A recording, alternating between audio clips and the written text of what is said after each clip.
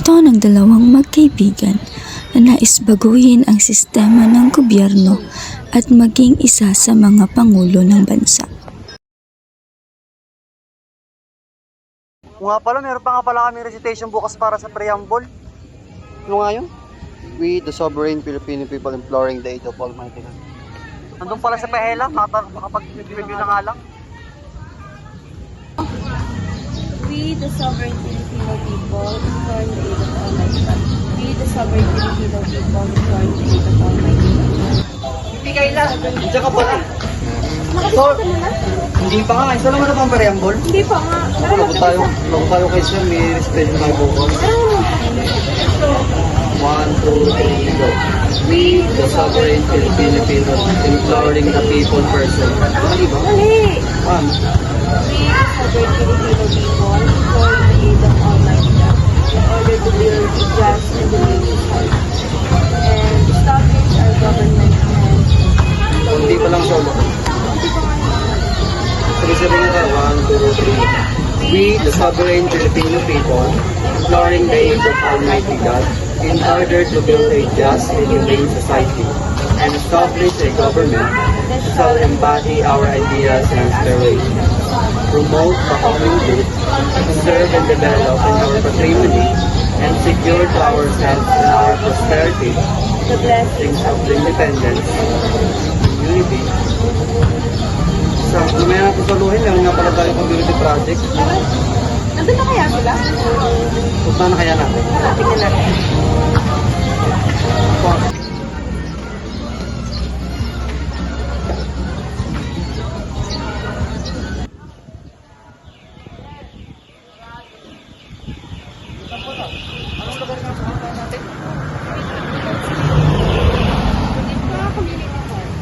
Doon lang yun, malapit na kami.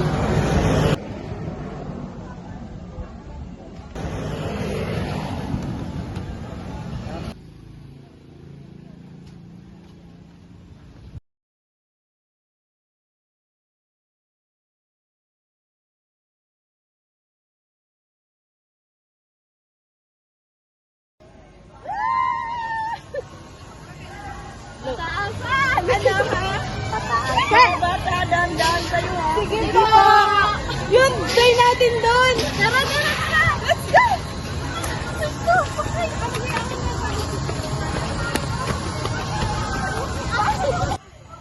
Yung pala si nanay. Mga bata, baba na kayo at mainit! Nanay!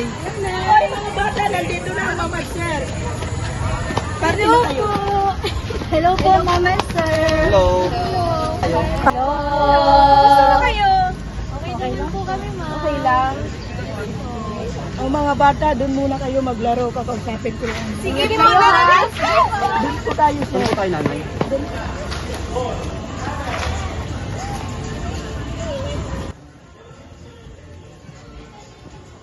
Naman sir, bakit, anong meron? Bakit kayo naparito?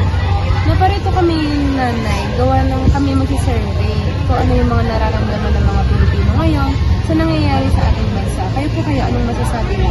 Oo nga, maraming mga Pilipino ngayon ang naapektuhan dahil sa maling pagboto natin.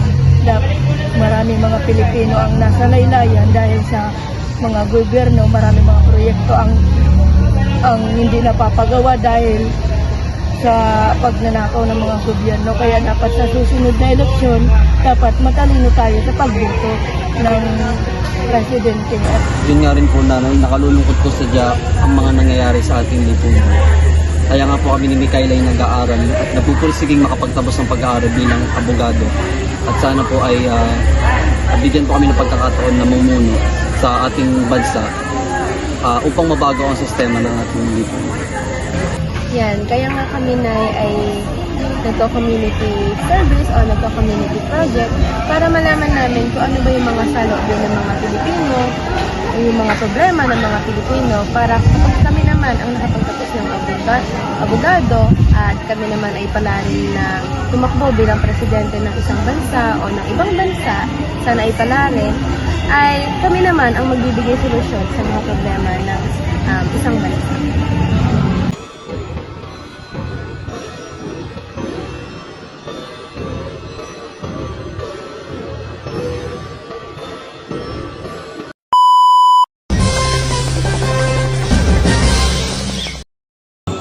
mula sa ABS-CBN News, ating ipapakilala ang mga newly elected officials ng ating government. Simula sa Judiciary Department, sa Congress, si Chief Justice Alexander Hesmundo. At mula naman sa ating legislative branches of the government, si Senator Alan Peter Cayetano. At mula naman sa ating executive branch of the government, ang head of state and our president, President Jasper Lopez.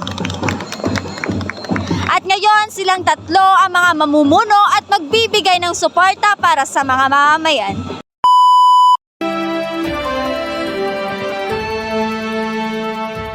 And welcome to our news nation. And for today, we will warmly welcome our newly elected of the officials of the government of Mexico. And the first one is from the Judicial Department of the government, Chief Justice Hugo Aguilar Ortiz.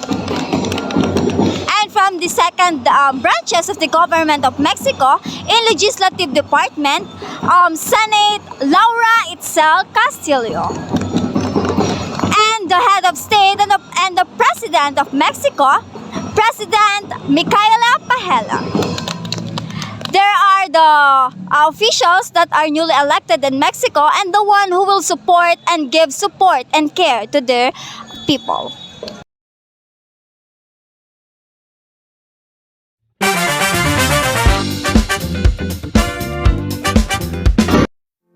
Welcome, Charlie's Angels! At ngayon, narito ako upang ipakilala ang dalawang new elected president. Ang Pangulo ng Pilipinas, Jasper Lopez, and the first woman president in Mexico, Micaela Pajela. Hello. Hey, is that you, Jasper? Teka, ikaw ba si Micaela? Yeah. First question, President of Mexico, anong uri ng pamahalang mayroon sa inyong bansa? Sa Mexico, merong presidential federal country na kung saan yung states ang nagko-collect mismo ng kanilang taxes, gumagawa ng kanilang criminal laws, and also meron din silang 3 branches of the government. And ikaw naman, President of the Philippines, anong uri ng pamahalaan ang mayroon sa inyong bansa? Magkaiba pala talaga ng form of government ng bansang Mexico. Na kung saan, sa bansang Pilipinas, ang form ng government nito ay ang Democratic Republic. Na kung saan, ang mga tao ang may kapangyarihan kung sino ang mamumuno sa kanilang bansa. Karagdagan pa rito, meron ding 3 branch ng government sa bansang Pilipinas. Vice President of Mexico, ano naman ang second branches of government sa inyo? Yan, tulad nga ng sa Pilipinas, meron silang legislative branch at sa amin din sa Mexico, meron din kami legislative branch kung saan meron kaming senators na 3 per state and 32 party list wherein sila yung mga gumagawa ng mga batas. At sa iyo naman, Mr. Lopez, kung magkakaroon ng emergency, sinong maaaring pumalit o mamuno? Napakaganda na tanong. Kung sa bansang Mexico ay kapag nawala ang president ay ang papalit sa kanila secretary, sa bansang Pilipinas naman ay kung ang isang presidente ay hindi magampanan ng kanyang tungkulin at nagkaroon ng emergency, ang maaaring pumalit ay ang vice president. At kung ang vice president naman ay hindi rin magampanan ng kanyang tungkulin, ang maaaring pumalit ay ang senate president. Karagdagan pa dito, ay dito na papasok ang pangalawang branch of the government of the Philippines. Ito ay ang legislative, na kung saan ang kanilang trabaho, ang kanilang duty ay ang mag-implement ng bill na kung saan ito ang magiging batas o panukalang batas. Although may pagkakapareho ang branches ng government ng aming bansa, meron pa rin pala itong pagkakaiba pagdating sa kanilang duties and responsibilities. Sa bansang Pilipinas, ang legislative ay binubuo ng lower house at upper house. Wherein sa lower house, ito ay ang House of Representatives at sa upper house, ito ay binubuo ng senators. Wherein, sa upper house, ito ay binubuo ng 24 senators at sa lower house, ito ay binubuo ng 2 category. Na kung saan ito ay ang House of Representatives at ang party list. Na kung saan ang House of Representatives ay binubuo ng 318 members. Na kung saan ito ay ang mga representative ng bawat district.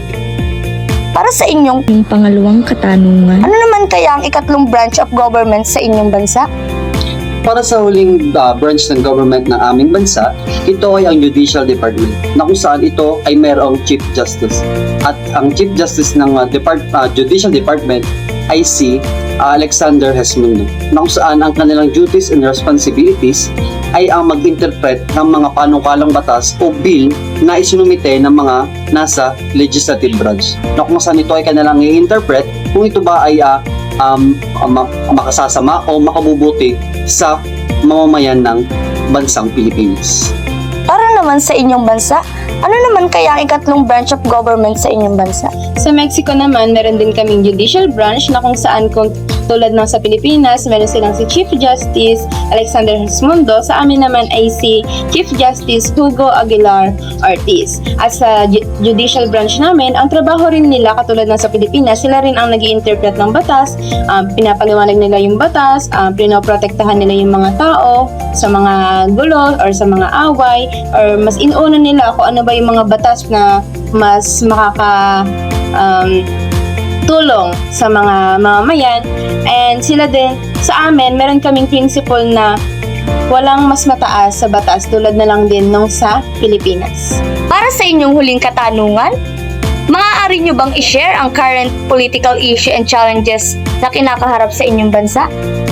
Talaga nga namang napakaganda ng iyong huling katanungan. Sa bansang Pilipinas, napakalaki ng kinaharap naming problema. Ito ay ang political dynasty at ang corruption. Kung inyong iisipin, ang dalawang problemang iyon ay konektado sa bawat isa. Tulad na lamang dito sa Pilipinas, sa bawat balita na binabalitaw araw-araw, talamak ang corruption, ghost project, at ang mga pagdating sa political dynasty, magkakapamilya na ang mga namumuno dito. Para sa akin, ang aking mere-recommenda na solusyon dito ay maipatupad na ang panukalang batas patungkol sa political dynasty, na kung saan sa tulong nito ay mas mababawasan ang problema o korupsyon na nangyayari sa bansang Pilipinas, dahil parating sa pamumuno nila ay doon nagmumula ang problema na nararanasan ng Pilipinas. Dahil sa mga nangyayaring iyon, naapektuhan ang mga nasa mabababang laylayan kumpara sa nasa taas. Maraming salamat, Mr. President of the Philippines. Para naman sa inyo, ano naman ang inyong current political issue and challenges na kinakaharap sa inyong bansa?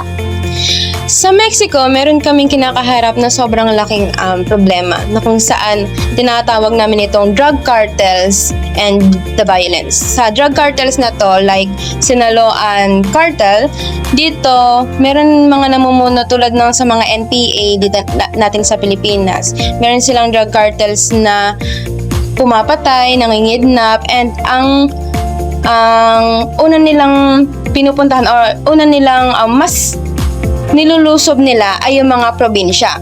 And with that, mahirap solusyonan yun dahil mas takot pa yung mga polis namin and yung mga judges namin na kalabanin sila dahil mas malalakas nga sila.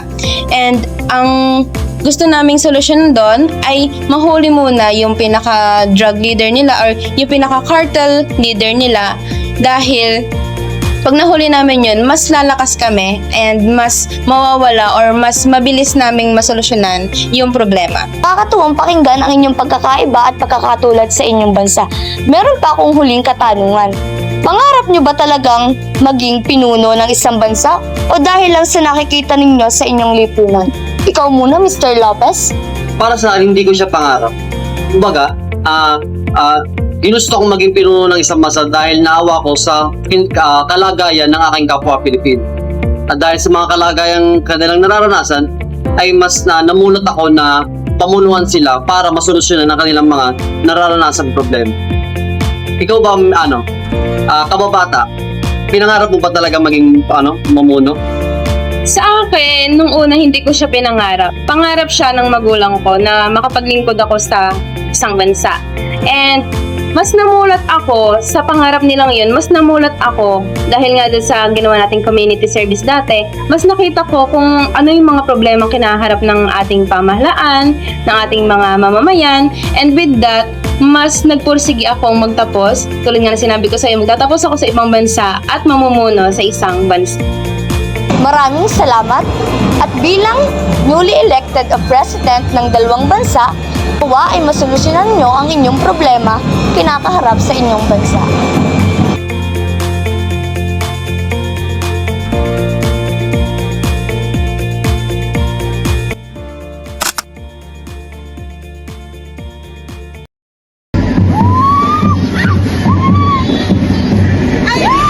Nanay! Tingnan niyo, si Kuya nasa ano na, tingnan niyo, si Ma'am Minster nasa balita. Ala, naging successful na sila. Parang kailan lang dumadalaw pa sila at mga bata pa. Ngayon, successful na sila at mga pinuno na sila. Nakaka-proud.